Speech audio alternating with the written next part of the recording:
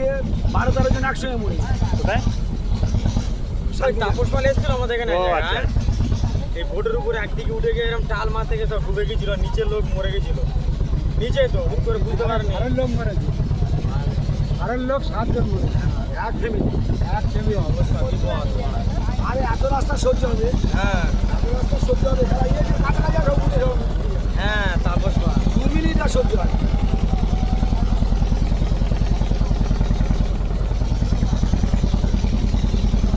আজকে অনেক তাড়াতাড়ি এলাম, 8 ঘন্টা হলো না, 8 ঘন্টা হলো।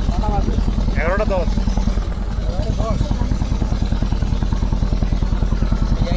এগারোটা 10 মানে দেখো তাও তো ছেড়েছে তো পাকা 10টায়। না না, আমরা এ থেকে উঠেছি